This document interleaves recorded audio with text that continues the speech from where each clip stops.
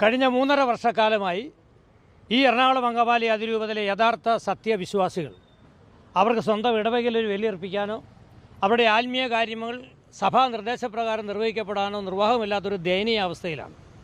പലവട്ടം ഇവിടെ വന്ന് ഞങ്ങൾ മുറവിളി കൂട്ടി അധികാരികളുടെ ഭാഗത്തു നിന്ന് ക്രിയാത്മകമായ യാതൊരുവിധ നടപടികളും ഉണ്ടായിട്ടില്ല.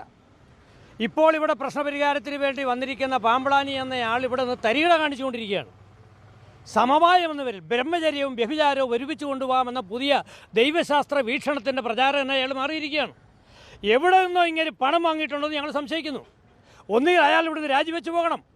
ഇവിടെ കഴിഞ്ഞ കുറേ കാലഘട്ടങ്ങളായി ഉണ്ടായിരുന്ന ക്യൂരിയകളൊന്നും ഞങ്ങളുടെ ചോദ്യങ്ങൾക്ക് പോലും മറുപടി തരാതെ, ഒരു അപേക്ഷ കൊടുത്താൽ മറുപടിയില്ലാതെ ഞങ്ങളെ ഒരു നിസ്സംഗതാവസ്ഥയിൽ കൊണ്ടാക്കിയിരുന്നുവെങ്കിൽ ഇവിടെ ഒരു ക്യൂരിയ ഉണ്ട്. അവർ നല്ലത് ചെയ്യുന്നോ ചീത്ത ചെയ്യുന്നോ എന്നതിനേക്കാൾ ഉപരി മിനിമം ഞങ്ങൾക്ക് കയറി വരാനുള്ള സൗകര്യമുണ്ട്. ഒരു അപേക്ഷ കൊടുത്താലും മറുപടി കിട്ടും. ഇനി ഈ ക്യൂരിയായി മാറ്റണമെന്നാണ് ഇവിടുത്തെ വിമതന്മാരുടെ ആവശ്യം. എന്തിനാ?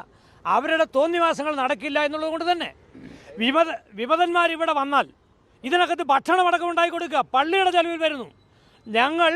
ഞങ്ങൾ പണിയെടുത്ത് അധ്വാനിച്ച കഷ്ടപ്പെട്ടുണ്ടാക്കിയ ഞങ്ങളുടെ ചില്ലിക്കാശുകൾ മുടക്കി ഇവിടെ വരുന്നത് ഈ സഭയോട് കൂറുള്ളത് കൊണ്ടാണ്. ഞങ്ങൾക്ക് ബലിയർപ്പിക്കാനുള്ള സൗകര്യം ഉണ്ടാക്കി തരുന്നില്ലെങ്കിൽ പാമ്പളാനി രാജിവെച്ച് പോകണം. അയാൾ കണ്ണൂക്കാരനല്ല, ഏത് കോത്താഴ്ത്തുകാരനായാലും ഇവിടെ വന്ന് വിശ്വാസികളെ വരട്ടാം എന്നയാൾ ചിന്തിക്കേണ്ട. ഇതൊരു സമരമൊന്നുമല്ല, ഞങ്ങളുടെ വിശ്വാസത്തിൻ്റെ പ്രഖ്യാപനമാണ്. ഇതിൻ്റെ പേരിൽ മെത്രാപ്പോലിത്തൻ വികാരി അന്തർധാര നടത്തിയാണ് വിമതന്മാരുമായിട്ട്.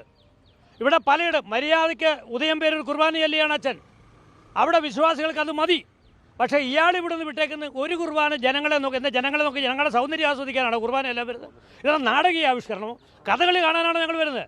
പരിശുദ്ധ സിംഹാസനം എന്ത് കൽപ്പിച്ചോ അത് നടപ്പിലാക്കണം. അതാണ് സഭ. അത് പറ്റുമെങ്കിൽ സഭ രാജിവെച്ച് പോകണം. ഇവരൊക്കെ എന്തിനീ പഠിക്കിരിക്കണം? ഞങ്ങൾ പിതാവെ വിളി നിർത്തുകയാണ്, ഈ മോതിരം മുത്തും നിർത്തുകയാണ്. ആ പരിപാടി ഞങ്ങൾക്കില്ല. ഇവർ ഞങ്ങൾ ശമ്പളം കൊടുത്തിട്ട് പണിയെടുക്കാൻ വന്നവരാണെങ്കിൽ ഞങ്ങൾ കൊടുക്കുന്ന കൂലിക്ക് അന്തസ്സായിട്ട് ജോലി ചെയ്യണം. ഈ പല പള്ളികളിലും ഏകീകൃത കുർബാന നടപ്പാക്കാൻ തീരുമാനിച്ചെടുത്ത് വലിയ തർക്കങ്ങൾ ഉണ്ടായിട്ടുണ്ട്. ഉണ്ടാക്കുന്ന 4-5 ഗുണ്ടകൾ കിടന്ന് ബഹളമുണ്ടാക്കും. കത്തനാരന്മാർ മുഴുവൻ എതിരാണല്ലോ.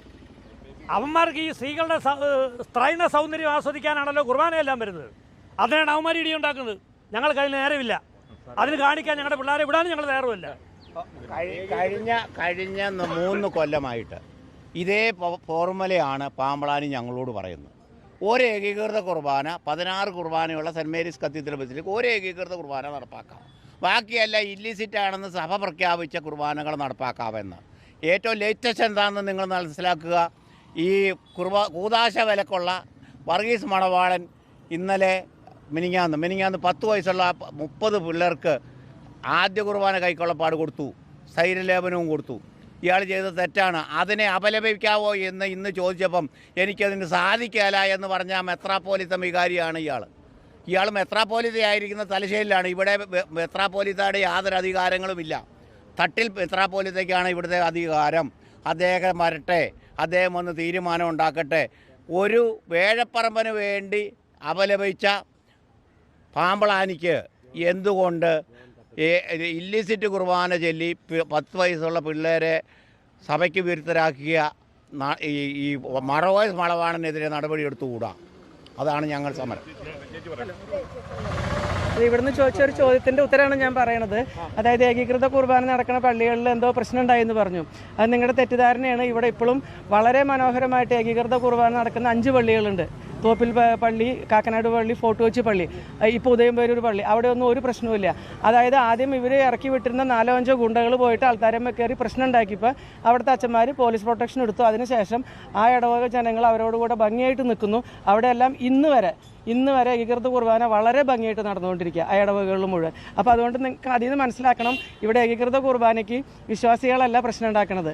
ഇവിടെ ഈ വിമതരച്ഛന്മാർ പടച്ചു കയറ്റി വിടുന്ന ഈ ഗുണ്ടകൾ വന്നിട്ട് ചെയ്യുമ്പോൾ മറ്റച്ഛന്മാർ വിചാരിക്കും എന്തിനാണ് പരിശുദ്ധ കുർബാന അവഹേളിക്കണമെന്ന് വിചാരിച്ചിട്ട് അവർ തൽക്കാലത്തേക്കൊന്ന് ഒതുങ്ങണമെന്നുള്ളൂ. അല്ലാണ്ട് മറ്റേ ആ ഒരു തെറ്റിദ്ധാരണ ജനങ്ങളിലുണ്ട്. ഏകീകൃത കുർബാന ഇവിടെ ജനങ്ങളാണ് തടയണമെന്നുള്ളത്. ഒരിക്കലും അല്ല. അവർക്ക് പരിശുദ്ധ പിതാവ് നമ്മളോട് പറഞ്ഞ ഈ ഇവിടുത്തെ വൈദികരെ പിന്തുടരരുതെന്നും അവർ ഭൗതികമായി